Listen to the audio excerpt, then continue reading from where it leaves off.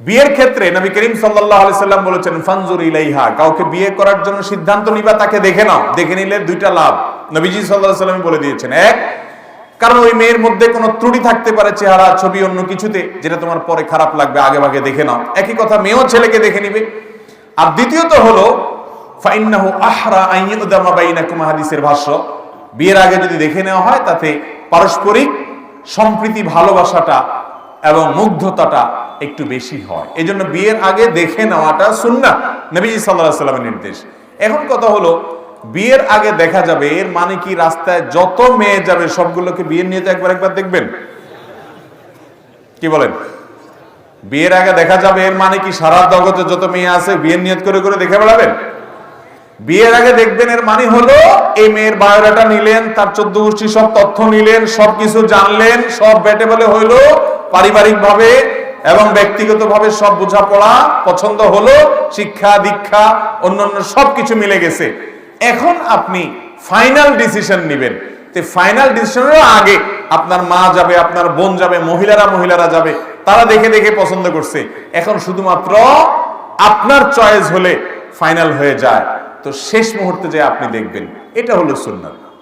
এখন এমনও হতে পারে যে সব হয়ে গেছে, এখন আপনি দেখতে গেছেন, দেখার পর আপনার চয়েস হলো না, তাহলে কোনো অসুবিধা নাই, আপনি আরেক জায়গায় আরেক মেয়ে দেখতে পারবেন। কিন্তু অনেক ছেলে আছে প্রবাস থেকে যখন বিশেষ করে আসে, দেশেও অনেকে আছে এরকম যে সারা দেশের সারা এলাকার মেয়ে আর একটা বাদ রাখেনি, সারা দিন শুধু ঘুরে বেড়ায়, 500 টাকার নোট একটা একটা করে ঝুলায়া এর 500 ধরায় দেখে, ওই বাড়িতে আরেক মেয়ে দেখে 500 ধরায়া ওই বাড়িতে। এরকম বদভ্যাস আছে না নাই অনেকে? একটা মেয়েকে দেখে যখন আপনি চলে যান, সামাজিকভাবে এই মেয়ের পরিবারের মনটা ছোট হয় না? অতএব আপনি আগে অন্য সব দেখেন, ডিসিশন নেন, বোঝাপড়া করেন, এরপরে ফাইনাল ডিসিশনে যে মেয়েকে দেখেন। হুটহাট করে মেয়ে দেখলেন যেখানে সেখানে, এবং এক মেয়েকে 5 বার 7 বার 5 জন 7 জন দেখে যায়, তখন মানুষ মনে করে যে মেয়েটা ত্রুটি আছে, কেন সবাই বিয়ে করছে না। আমাদের দেশে মেয়েদেরকে আমরা নানাভাবে কোণঠাসা করে রাখছি। এই যে মেয়ে দেখতে যায়, এক্ষেত্রে আবার আরেক অনাচার, যে মেয়ে দেখতে যায় মিছিল সহকারে, একা যায় না, কি নিয়ে যায়? মিছিল নিয়ে যায়, নির্লজ্জের মতো।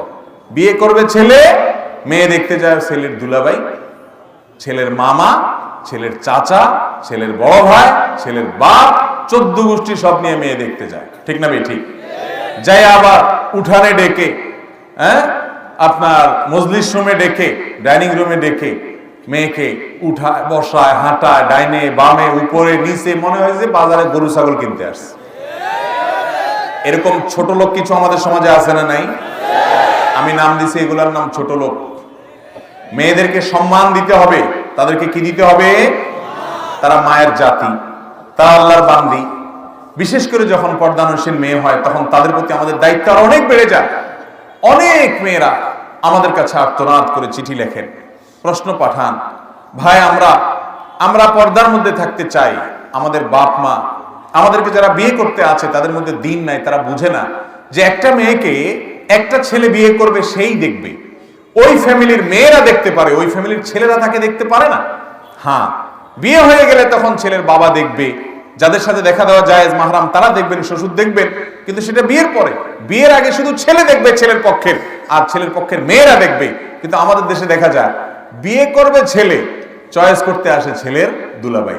দুলাভাইয়ের এখানে ব্যাপারটা কি আমাকে বলেন, কি বলেন? দুলাভাইয়ের কোনো ইস্যু আছে? এগুলা নির্লজ্জতা, এগুলা বেহায়াপনা। অনেক বেহায়া দুলাভাই আছে, তারা যদি ডাকা না হয় তো বলে যে বিয়েতে আমি আর নাই। আছে না নেই? এই ছোট লোকই দুলাভাই, যাদের মধ্যে দুলাভাইগিরি যাদের মধ্যে আছে, এরা সব সোজা হয়ে যান, আল্লাহরে ভয় করেন। আরেকজনের বউ আপনি দেখতে যাবেন কেন? আপনার মতো বেহায়া আরেকজন আছে আল্লাহর জমিনে?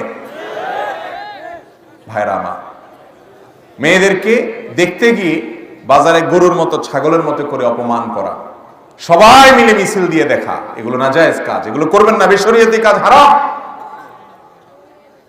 সুন্দরভাবে, সম্মানজনকভাবে দেখবেন, ফাইনাল ডিসিশনে দেখবেন। অতএব দেখা কি আছে? জায়েজ আছে, এটা ছেলেও দেখবে, মেয়েও দেখবে।